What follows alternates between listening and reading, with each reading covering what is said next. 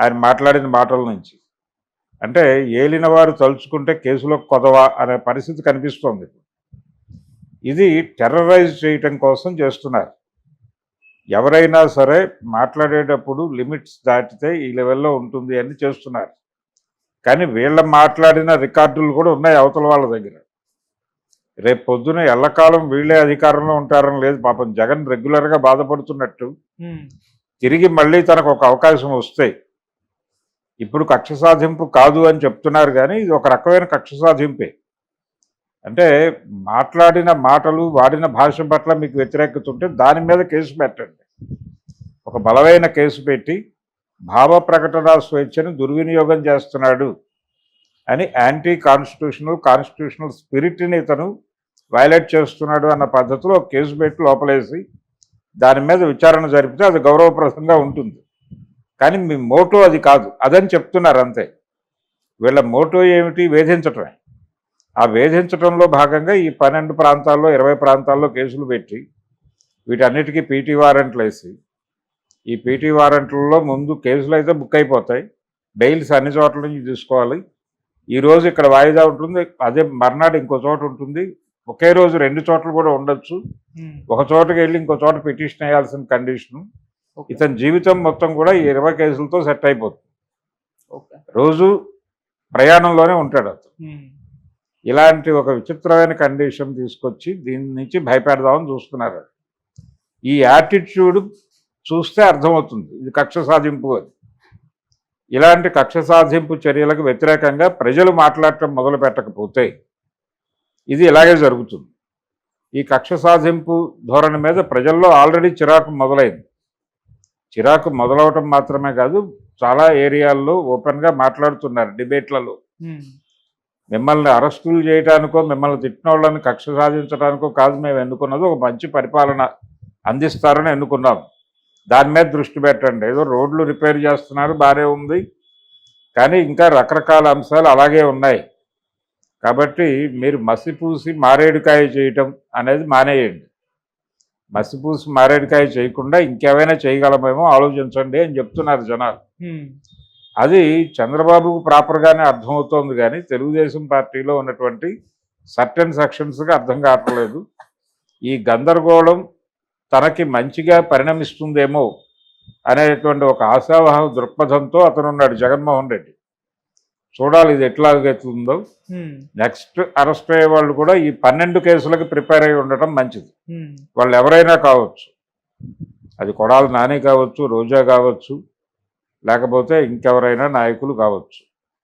వీళ్ళందరూ కూడా కనీసం 7-8 ఏరియాల్లో, వర్మ గారు గొడవపడింది అదే, ఆ 5-6 ఏరియాల్లో వాంటెడ్గా కొంతమందికి మనోభావాలు గాయపరిచి వాళ్ళకి తెలియకపోయినా గాయపడ్డాయని చెప్పి కేసులు పెట్టిస్తున్నారు. దీనివల్ల ఏమవుతుందంటే ఈ కేసులన్నీ కూడా ఒక రకమైనటువంటి స్కీమింగ్లో భాగంగా, డిజైనింగ్లో భాగంగా పెట్టిన కేసులు అనేది ప్రతి ఒక్కడికి అర్థమవుతుంది. ఈ అర్థమైపోవడం దగ్గరే వాళ్ళ డొల్లతనం ఉంది. ఆ డొల్లతనం అర్థం చేసుకుంటే వాళ్ళు ప్రాపర్గా వ్యవహరించగలరు. కానీ వాళ్ళకి తెలుసు డొల్లే. ఈ డొల్ల కేసుల మీదే కథ నడపాలనుకుంటున్నారు. చూద్దాం. అంటే కోర్టులో ఈ కేసులన్నీ నిలబడతాయా లేదా అనేది వేరే గొడవ. ట్రయల్ జరిగినప్పుడు, ట్రయల్ జరిగి ఈ కేసుల్లో తగినటువంటి క్లారిటీ లేదు అని కనుక జడ్జి గారు ఫీల్ అయితే కొట్టేస్తాడు. కేసులు కొట్టేయటం అనేది మాత్రమే జరిగేటువంటి కేసులు ఇవి. అంతకు మించి కేసుల్లో ఏదో భారీ శిక్షలు పడిపోతాయని అనుకునే అవకాశం అయితే లేదు. ఓకే సార్, ఇటు సజ్జల గారు కూడా ముందస్తు బెయిల్కి వెళ్ళారు కోర్టుకు కూడా. అంటే ఆయన రిమాండ్ రిపోర్ట్లో ఆయన పేరు వచ్చిందని చెప్పేసి సజ్జల రామకృష్ణ అండ్ భార్గవ్ ఇద్దరు కూడా ముందస్తు బెయిల్ కోసం అయితే వెళ్ళారు సార్. అంటే నెక్స్ట్ అరెస్ట్ అయ్యేది ఆయన అని చెప్పేసి, ఆయన కూడా ఇన్ఫర్మేషన్ వచ్చిందని చెప్పేసి కూడా వార్తలు వినిపించాయి. మరి దీని గురించి ఏం చెప్తారు? అంటే ఆయనకు అనిపించటం కాదు, అనిపింపజేస్తున్నారు కదా మీడియాలో. మీడియాలో కథనాలు రెగ్యులర్గా వస్తున్నాయి కదా. సజ్జల రేపే, సజ్జల భార్గవ్ ఈ సాయంత్రమే, ఇవి కదా హెడ్డింగ్స్. చాలా దారుణమైనటువంటి హెడ్డింగ్స్తో వార్తలు రాసేస్తున్నారు అధికార పార్టీ అనుకూల మీడియా అంతా కూడా. ఇది ప్రమాదకరమైనటువంటి ధోరణి. సంబరాలు చేసుకుంటున్నారు. దాదాపుగా చాలా అన్పార్లమెంటరీ లాంగ్వేజ్ వాడి కూడా వాళ్ళ థంబ్నెయిల్స్ అలాగే వాళ్ళ హెడ్డింగ్స్ నడుస్తున్నాయి.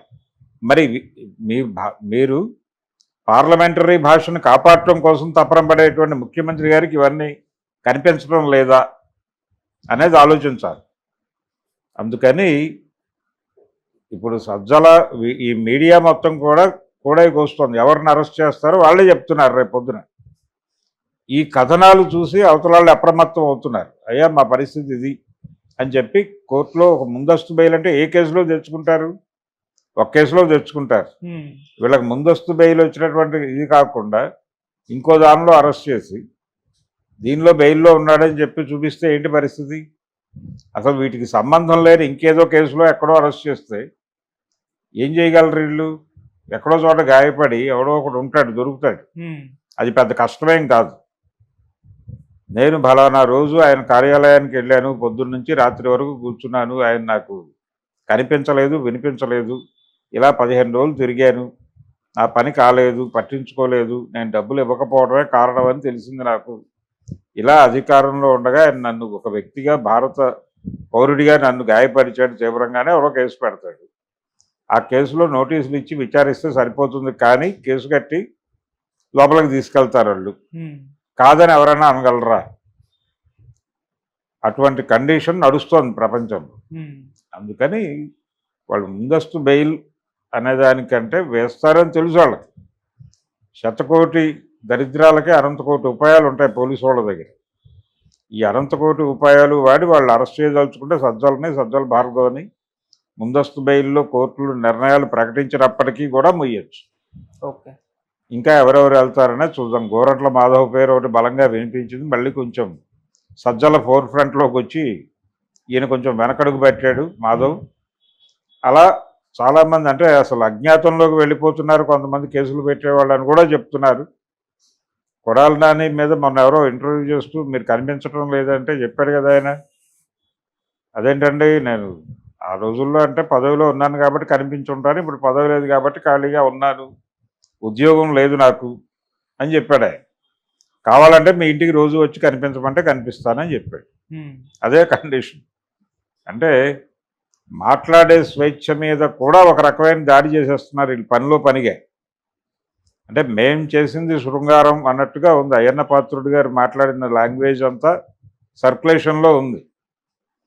అలాగే తెలుగుదేశం పార్టీకి చెందినటువంటి పట్టాభి కావచ్చు, మరొకళ్ళు కావచ్చు, అచ్చెన్నాయుడు గారు కూడా కొన్ని సందర్భాల్లో లైన్ దాటి ముందుకెళ్ళి ఇవి ఉన్నాయి. ఈ వీడియోస్ అన్నీ ఉన్నాయి మార్కెట్లో. ఇప్పుడు మళ్ళీ అవతల సెక్షన్ వీటన్నిటినీ దుమ్ము దులిపి మార్కెట్లోకి వదిలింది.